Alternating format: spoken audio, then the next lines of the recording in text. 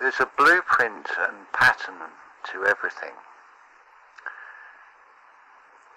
Now, if you were faced with somebody with pins in the pocket and a stethoscope round their neck, and they said those three dreadful words, "You've got cancer," how would you feel to be told that? Now add on to that, totally unknowingly, your diet. What things do you eat? Where do you source your food? See, the blueprint or the pattern, if you look to nature, a seed will only take if the soil conditions are right, if it's fertilized in the right way. So probably the diet, notice it has the word "die" in there, would act like the fertilizer. Now, with being told by someone that is perceived to be put on some sort of pedestal and an authority that knows more than you about you and knows more about how you feel than you feel yourself, if you believe what they say, because it is only an opinion. It may be a professional opinion, but it's based on, to make that diagnosis. Notice the word diagnosis. So you're dying, but not knowing what God. It's agnostic. But when it is gnosis, the inner knowing, you'd know before any doctor, because who's the first one that is going to ever... So to be told those three dreaded words, the fertilizer may already be in the body, and now the signal that you send from your thoughts causes a chemical chain reaction throughout the body, communicated by the nervous system. That's our root system. That's our tree of life. That's the communication. That's our web. That's our media inside us. And that's a super broadband. Because those chemical changes from the thoughts you then have will create a negative feeling, which is then transmitted around the body, and of course the outcome will be what has been suggested, the power of suggestion. Because if you look at the Hippocratic Oath, and not just the Hippocratic Oath, you're quite within your rights to ask for a second opinion. And notice it is a second opinion, it's another doctor's opinion. It doesn't make it a fact, it doesn't make it true. Humanity has phenomenal power, but while the thinking is system programmed and on negative default and self-serving, it makes sense that these type of gifts would be firewalled off. But we can unlock these things in ourselves, and we can share it for the right reasons. At the end of the day, all I'm doing is just proving something to myself. It's not seeking outward validation. It's just testing what I know to be true, and then witnessing it, and seeing the positive aspect of time, which is the beauty in the timing, as opposed to the negative aspect of time, which is worrying about time, chasing time, and trying to make time. Time is linear and has a set motion, but because we're in a realm of duality, time can seem to fly by 1 minute and then another time, but it's still the same measurement. And there's a beautiful art to time. What readily comes to mind is the film Psycho, the Alfred Hitchcock movie. That is art. When you have the lady who's now run off with the money before she gets to the Bates Motel, it's not even half a minute long, this scene. She's in the car, she's been driving for hours, she's getting tired, she needs to find somewhere to pull over. And lo and behold, there's a glowing light and there's the Bates Motel. But in that moment, you can get sucked into that film and feel like you're there, and it feels like it's a long time, but it's only maybe half a minute. How beautiful is that, and how it shows how concept and perspective and what we look at and the power of suggestion can alter this reality, because it alters how we feel about things, depending on our perspective. The actual thing itself does not change. It's like a still life, the fruit bowl in the middle of the table. Now, if you imagine you have four painters, we call them North, South, East and West. So the artist called North may be looking at that fruit bowl and seeing a rather large pineapple and a bunch of perspective. The pineapple and the grapes have obscured the orange, the banana, the apple and the lemon or whatever else is in that fruit bowl, maybe cherries.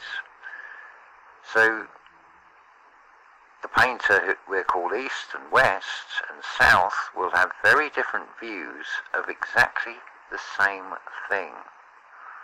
And that is key, that is a blueprint to this reality. Depending on where your perspective is, will change how you feel about this reality. But visually and materially, nothing has changed. It's how you feel inside yourself, because it is all an inside job, and it all comes from within.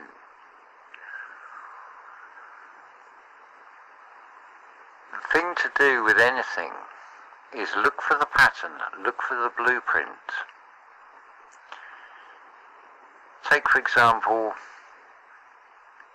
pretty much every conspiracy theory where you're looking externally for the answers. All you're ever going to get back is a consistent message of you've been lied to, or the way you thought it was now looks very different, because you've been presented with alternative information which has changed your perspective and also changes how you feel about a particular thing.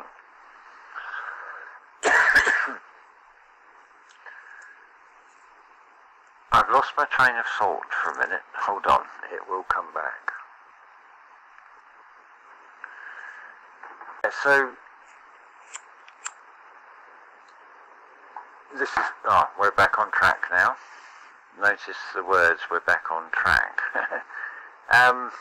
Slight derailment there. Or a pause for thought, recomposure. When you see the patterns, there's a saying about the definition of insanity is to keep doing the same thing and expecting a different result. So the next great big topic that does the rounds across various YouTube channels, the most recent one I think was these Cabbage Patch children. But cabbage green looking, you know, it's another external thing which just tells you, if you believe that story with the postcards, that you've been lied to. The same result yet again. So the answer is not out there. Remember X-Files, the truth is out there, was the saying in that. And there's a child's voice at the very end saying, I made this. All little clues, but the X is a cross, it's crossed. It's not the truth is out there, the truth is within oneself. And that's really all you need to go with. You don't need to know anything about the outside world. If something doesn't feel right inside you about anything you're presented, that's your Christ consciousness, your gut feeling that is telling you that something doesn't feel right. That is the thing to go with, how you feel inside. So therefore, as an extension, you follow that path inwards. You face yourself. You don't try and block anything out. You meet it head on and you embrace it. That biblical quote of know thyself. Because you've got that saying, you are your own worst enemy. Well, what better enemy to have better than yourself? Yourself, in this case, being your part of you which is called the lower self, which is attached to a certificate with a name on it. And it has opinions and ideas and belief systems, and we're encouraged to think that is what we are, and that is all we are. But that is far from it. It's a persona. It comes from the Latin word, it means mask. People automatically do this. They dress in a certain way, they present themselves in a certain way, they're putting on an act because they want the world to see them in a particular way that they're trying to project out onto the world. People do this every day, but the essence of it all is to go within oneself. The answers are all in there. The key to it is to understand the communication from the body, understand the communication from the feeling you're getting. And also to keep in mind, do you judge something as good or as bad? Or do you see it just as it is? Because everybody wants justice, but they get just ice from the system. Punish the criminal. No compassion and asking what made that criminal or made that person do a criminal act. There's never any thought of that. So you get just ice criminal justice system. But when you realize the real lies and see the singular eye, the mind's eye, it just is. Because it's all in the moment, it's all in the present. It's a presence that is being presented. But how do you present yourself in the presence? Do you present yourself as a present, as a gift to the world? A few thought-provoking meanderings there, I thought I'd share.